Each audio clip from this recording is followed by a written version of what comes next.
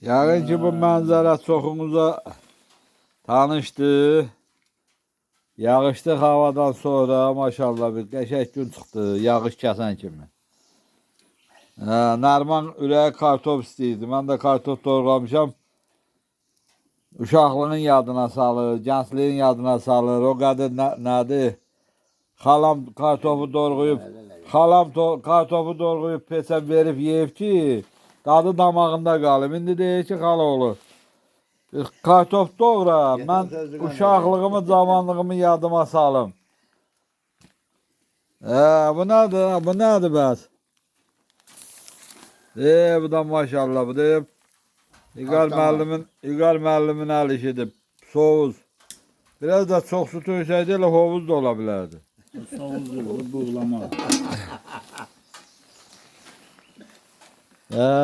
Çıxsın, gün çıxsın, görək nə olur. Ətərdir, yaxşısız, əla.